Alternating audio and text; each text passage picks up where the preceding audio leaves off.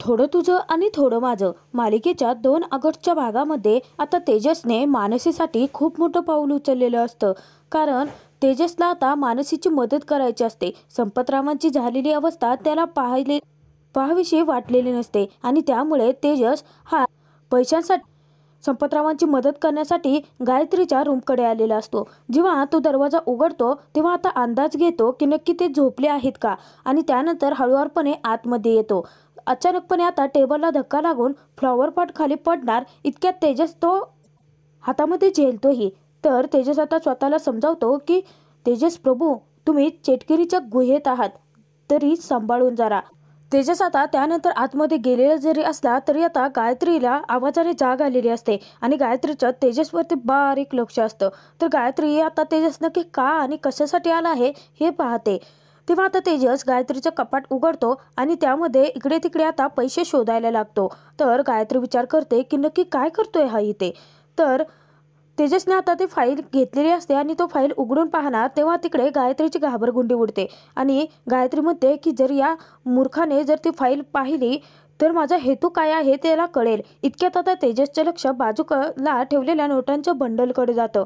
तेव्हा तेजस आता ते पैसे घेतो आणि फाईल पटकन ठेवून टाकतो. अगदी कपाट जसं होतं तसे पूर्वीवत करतो आणि नंतर ते पैसे आपल्या खिशामध्ये ठेवतो. तर गायत्री म्हणते की अच्छा, म्हणजे हा चोरी करायला आला आहे. तर तेजसने जे 2 लाख रुपये आता संपतरावाकडून घेतलेले असतात तेच पैसे आता त्याने गायत्रीच्या कपाटातून गुपचूप चोरलेले असतात. तेजसचाही नाईलाज असतो, त्याला मनापासून संपतरावांची मदत करायची असते आणि म्हणून तेजसने हे चुकीचं पाऊल उचललेलं असतं, जे की त्याला बरोबर वाटलेलं असतं. तेजस आता तिथून निघून गेलेला असतो. तेव्हा पटकन आता गायत्री दरवाजा उघडते आणि तेजसवरती हसायला लागते. त्यानंतर तेजसकडून पडलेलं ते लकी चार्म घेते आणि ती सांगते की तेजस प्रभू, पुरता अडकला तो, आणि तेही पुराव्यानिशी. इकडे आता संपत मनूकडे आलेली असते. तेव्हा आता ती मनूला समजावते. ती सांगते की बाळा, असं हळदीच्या अंगाने जास्त वेळ बसू नये, तू जा. उद्या सकाळी तुला लवकर उठायचं आहे ना. ते झोपी गेले आहेत आणि त्यांची काळजी करू नको, मी आहे इथे. ते त्यानंतर मनू थोडी पुढे जाते, परंतु ती मागे फिरते आणि ती संपदाला विचारते की बाबांना कसलं टेन्शन आहे का ग. नाही म्हणजे यापूर्वी ते कधीच असे वागले नाहीयेत. संपदा आता सगळं काही झाकून ठेवते आणि मनूला सांगते की अगं, तेजस साहेबांनी सांगितलं आहे ना की आनंदाच्या भरामध्ये प्यायले आहे ते, आणि तुझ्या लग्नामुळे त्यांना किती आनंद झाला आहे माहिती आहे ना तुला. तेव्हा आता मनू थोडीफार नर्वस असतेच आणि ती संपदाला विचारते की नक्की हेच कारण आहे ना गाई. तेव्हा आता संपदा सांगते की अगं, अजून काय कारण असणार आहे मनू. अगं, गेलेली ऑर्डर तुम्ही परत मिळवले आहे, आता तुझं लग्नही होणार आहे, सगळं काही व्यवस्थित आहे बाळा. तर संपदा आता मनूला समजावते. ती सांगते की अगं, उद्या तुला लवकर उठायचं आहे, काळजी करू नकोस, मी आहे ना त्यांच्यासोबत, आणि जा लवकर झोप तू, उद्या लग्न आहे ना तुझं. तेव्हा आता मनू सांगते की हो, परंतु माझ्यापेक्षा जास्त धावपळ तर तुझी होणार आहे नाही, त्यामुळे तू आराम कर सगळ्यात जास्त. असं सांगून मनू फिरणार. इतक्यात आता संपदाला मनूबद्दल थोडंफार वाईट वाटत असतं. तर त्यानंतर ती मनूला आपल्या मिठीत घेते. आपली मुलगी आता उद्याच्या दिवसानंतर आपल्यापासून दुरावणार आहे ही गोष्ट संपदाला सहनच होत नसते. परंतु त्यापेक्षा सगळ्यात मोठं दुःख तिच्या मनात साठलेलं असतं, ते म्हणजे संपतरावांना कशाचं टेन्शन आहे हे तिला संपतरावांनी शपथ घातल्यामुळे, वचन घेतल्यामुळे मनूला सांगता येत नसतं आणि त्यामुळे ती आतल्यात झुरत असते. तर त्यानंतर आता संपदा मनोमन म्हणायला लागते की मनू, तुझ्या बाबांनी मला वचन दिलं आहे म्हणून ती ऑर्डर कॅन्सल झाली आहे हे मला तुला सांगता येत नाहीये, आणि ते ऑर्डरच्या भरोशावरती मी दागिने गहाण ठेवले आहेत ही गोष्ट मला तुमच्या दोघांनाही सांगता येत नाहीये. जहागीरदारांच्या मागण्या पूर्ण करण्यासाठी काय काय करावं लागतंय हे जर तुला कळलं तर तू लग्नाला तयार होणार नाहीये. परंतु मनू, मला एक खात्री आहे की लवकरात लवकर तुझ्या अंगावरती खरे दागिने चढतील. तेजस साहेबांवरती विश्वास आहे माझा, ते सगळं काही सांभाळून घेतील म्हणू. असं म्हणून आता संपदा सगळं काही सुखरूपपणे पार पडावं म्हणून देवाला हात जोडते. तर त्यानंतर आता मानसीच्या लग्नाचा अखेर तो दिवस उजाडलेला असतो. सगळेच जण आतुर झालेले असतात. तर तिथे आता हॉलमध्ये संपतराव आणि कमलाकर मामा दोघे आता सर्व पाहुण्यांचे येणाऱ्यांचे स्वागत करत असतात. तर तिकडे मनू आता खूप छान अशी नटून सजून तयार व्हायला लागलेली असते.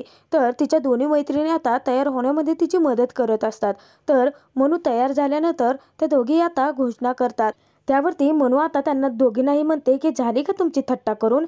तर मनूची मैत्रीण सांगते की अगं थट्टा, स्वतःकडे बघ एकदा आरशामध्ये, किती गोड दिसतेस तू. तर प्रियांका तिथे आता मनूला सांगते की जर तुला अशा वेशामध्ये जर रणजितरावांनी पाहिलं ना, तर लग्नाच्या आधीच पळवून घेऊन जातील.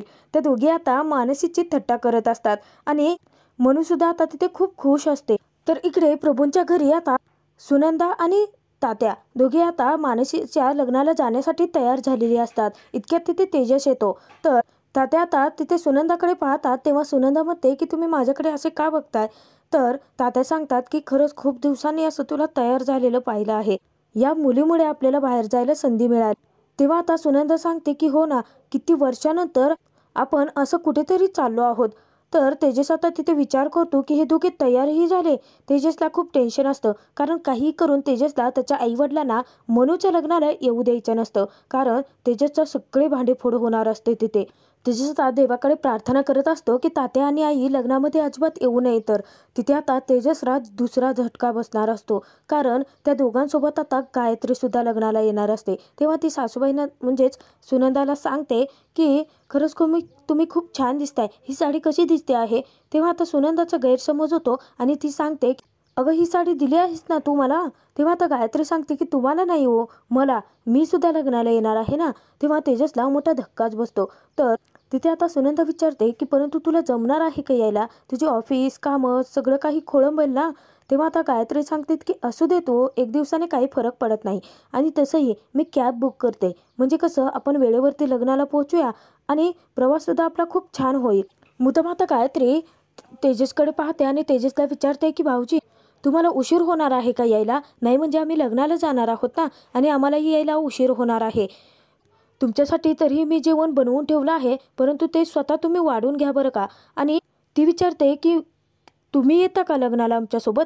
तेव्हा आता तेजस जरासा गडबडतो आणि तो सांगतो की नाही, तुम्ही जाऊन या, आणि तो त्याच्या रूममध्ये निघून जातो. तर त्यानंतर तेजस हा पारगावला निघालेला असतो पैशांची पिशवी घेऊन. त्याला संपतरावांची मदत करायची असते. तर जात असताना अचानकपणे सूरज आणि त्याची धडक होते आणि पैसे आता पिशवीतून खालती पडलेले असतात.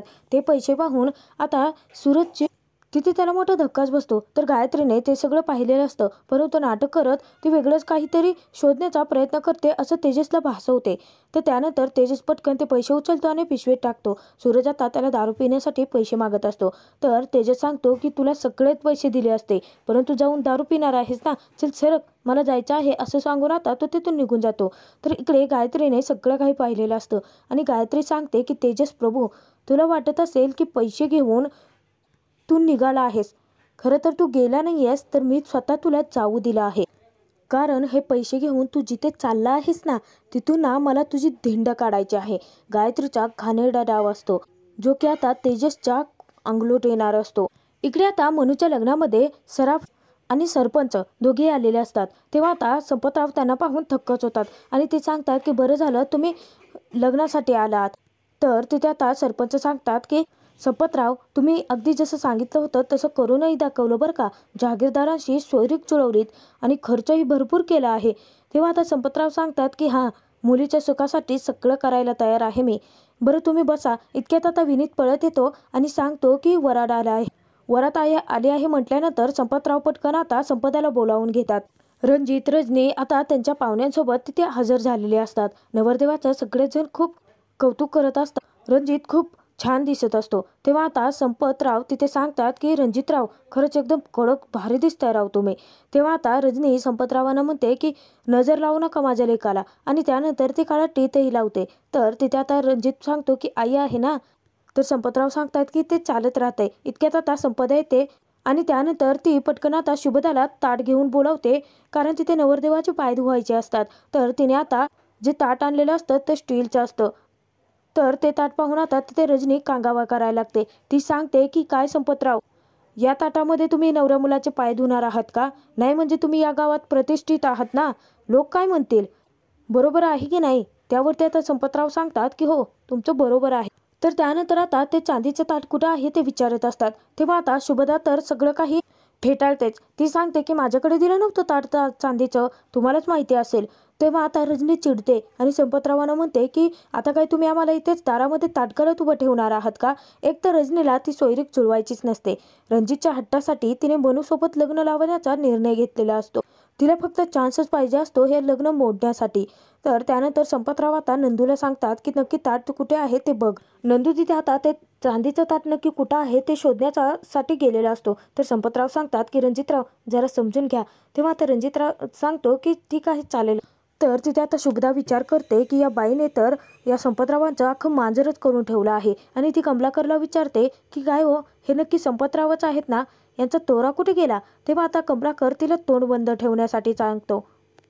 सगळेजण आता थोडा वेळ वाट पाहतात, परंतु नंदू येऊन सांगतो की चांदीचं ताट त्याला कुठेही भेटलं नाहीये. तेव्हा संपतराव परत त्याला सांगतात की अरे असं कसं काय, पहा ना दुसरीकडे कुठेतरी असेल, ठेवला असेल गडबडीमध्ये. तर तिथे आता रणजित रजनीला सांगतो आई अगं राहू देत ना, चांदीचं ताट काय स्टीलचं ताट काय काय फरक पडतो, तसंही विधी होणं महत्त्वाचं आहे ना आपल्यासाठी. तेव्हा आता रजनी त्याच्यावरती चिडते आणि सांगते की असं कसं रणजित, आपलं मानपान होणं खूप गरजेचं आहे. आणि लग्नामध्ये जर आता मानपान झाला नाही तर लोक नावं ठेवतील रणजित आपल्याला. तर आता तिथे रजनी संपतरावांना सांगून टाकते की जोपर्यंत चांदीचं ताट येत नाही तोपर्यंत नवरदेव पुढे जाणार नाही. रजनीने तिथे सगळ्यांनाच मोठा झटका दिलेला असतो.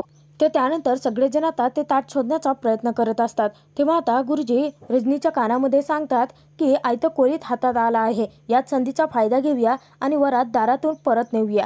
तेव्हा आता परत रजनी संपतरावांचा सख्ख्या गावासमोर अपमान करायला लागते. ती म्हणते की काय हो संपतराव, मोठे उद्योगपती आहेत ना तुम्ही, आणि नवरदेवाचा पाय धुण्यासाठी साधं चांदीचं ताट नाहीये.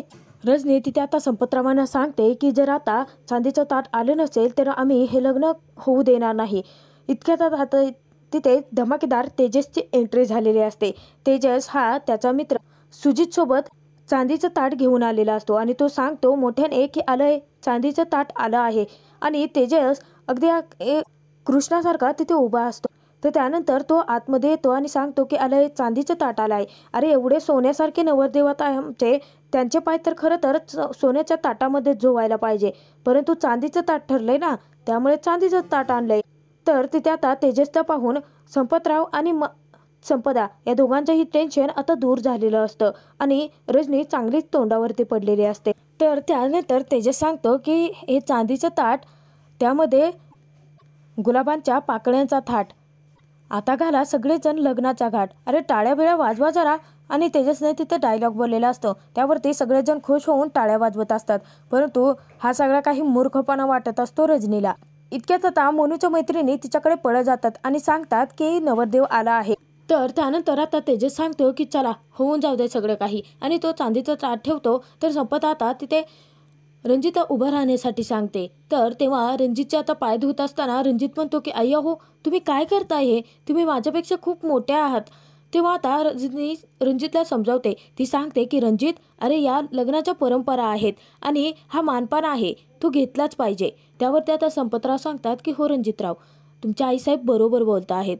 तर त्यानंतर संपदा रणजितचे आता चांदीच्या ताटामध्ये ठरल्याप्रमाणे पाय धुते आणि त्यानंतर त्याचे पाय पुसते सुद्धा.